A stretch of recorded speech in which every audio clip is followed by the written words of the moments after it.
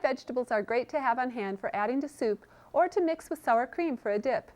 When choosing vegetables to dehydrate, use fresh, mature vegetables. Keep the vegetables refrigerated until you are ready to process them. Then, just before processing, wash and dry the vegetables.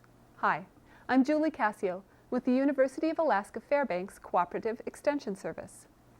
Most vegetables need to be blanched, either with steam or in boiling water, before drying to stop the enzyme activity. If enzymes are not destroyed, they will produce off flavors and the vegetables will turn brown during the drying process as well as during storage. Blanching kills some spoilage organisms and shortens the drying time of some foods. It does cause the loss of some water-soluble nutrients, but also protects vitamins C and A during storage. Equipment for drying vegetables includes vegetable peeler, knife and cutting board, large pot with lid and a basket, large bowl for ice water plunge, a timer, electric dehydrator, and trays.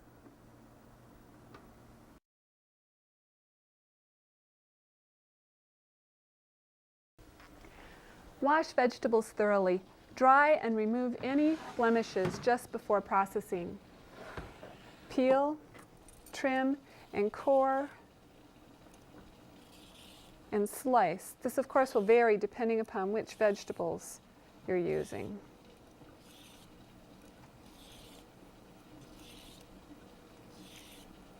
For carrots, we're just going to peel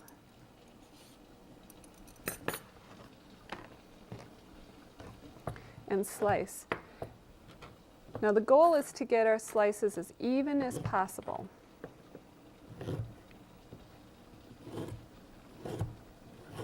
So that the drying time is similar for all of the slices.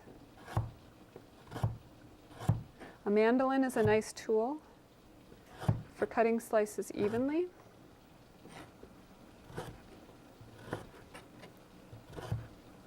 Or you can practice with your chef's knife so you can get as good as those people on television. I have a ways to go.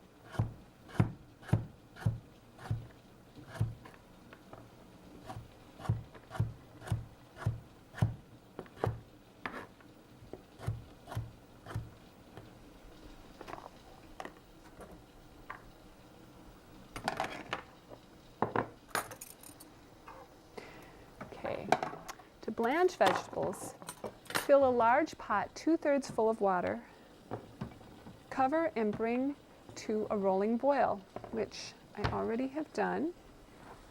And we're going to place the vegetables in the basket. And we want to do a single layer or just a small layer, which today we're only doing 1 or 2 carrots. So that gives us a single layer. Place a cover back on the pot, and then we're going to blanch according to directions for each vegetable. For carrots, we'll water blanch for 2 minutes. And I can hear the water come back to a boil, so we started the timer. If it takes longer than 1 minute for the water to come back to a boil, too many vegetables may have been added at once. You may need to adjust your heat too. Reduce the amount in the next batch if you've added too many vegetables the first time.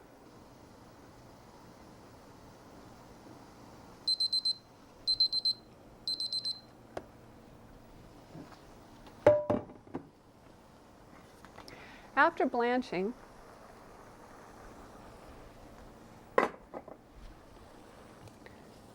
remove the vegetables from the boiling water and dip briefly into ice water to stop the cooking action. And pour on a tray over a bowl or over the sink.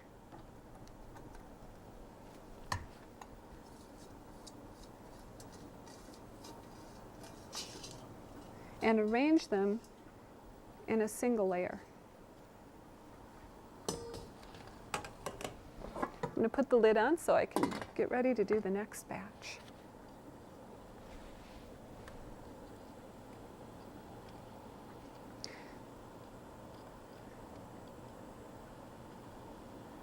When you have the vegetables arranged in a single layer, wipe any excess moisture from the bottom of the tray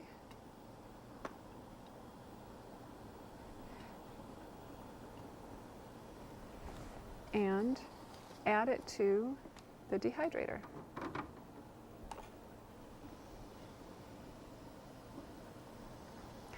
The heat left in the vegetables from blanching will cause the drying process to begin more quickly. So I'm going to put a lid on, and we'll plug it in a few minutes and get the drying process started. Alternately, vegetables can be steam blanched. Again, use a deep pot with a close-fitting lid. This time we'll use a wire basket placed so the steam will circulate freely around the vegetables. Water has been added to the pot and it's at a rolling boil. We'll loosely place our vegetables, we're using celery, in the basket, and you don't want to do any more than 2 inches deep when you have a lot. And place the basket in the pot above the water. You don't want the water to touch the inside of the basket. We cover the vegetables, and because we're using celery, we're going to steam blanch it for 2 minutes. When you're steam blanching corn, green beans, and potatoes, you may add 1 teaspoon of sodium bisulfite per 1 cup of water. This will help improve the keeping quality of these vegetables. Do not add sodium bisulfite when blanching in boiling water because it will give the vegetables a sulfur taste. Some vegetables, like zucchini, can be thinly sliced and dried and eaten as chips. I have some zucchini sliced here. Already some are on the tray. We'll add this zucchini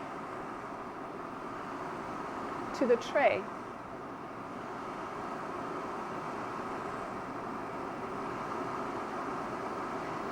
You can sprinkle with some seasoning salt or garlic salt to give the chips a little bit of flavor when they're dried, or you can leave them plain. Other produce to try this way are tomato, parsnip, turnip, cucumber, beet, or even carrot chips. Dry strong-smelling foods like onions or garlic separately. This helps prevent their flavors, their strong flavors, from blending with other foods that you might be dehydrating. And of course, use adequate ventilation, as strong odors may linger. If you are dehydrating mushrooms, again, adequate ventilation is very necessary, as many people are allergic or have reactions to the fumes that come with the spores that are put into the air during the dehydration process. When blanching is complete, we're going to dip the vegetables briefly in cold water, only long enough to stop the cooking action. And then we'll arrange them on a tray that we're going to dry them in single or thin layers, no more than a ½ inch deep. You can either dry in an oven that goes as low as 140 degrees Fahrenheit or in an electric dehydrator. And we, of course, are using an electric dehydrator. Oops, I almost forgot to do the dipping.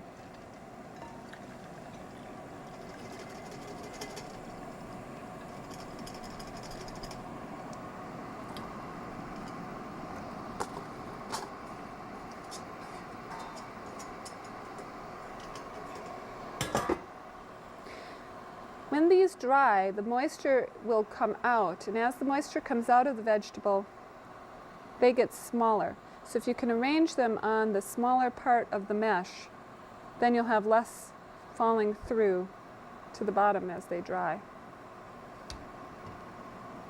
or even before they're dry. And then we'll add them to our dehydrator.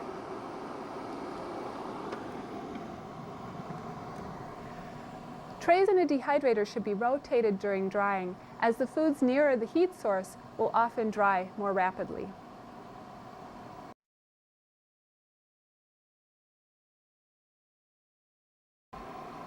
Vegetables have a low acid and sugar content that makes them more subject to spoilage.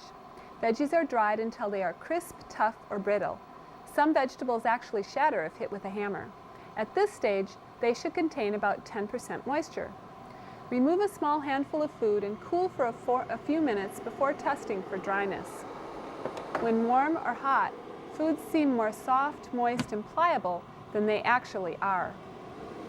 These are the carrots that we did earlier. They've been drying for about an hour, and they feel very moist, and they're really pliable yet. We know they're nowhere near being done. These vegetables have been dried for 8 hours. Notice that the zucchini chip is crisp. The carrots are tough.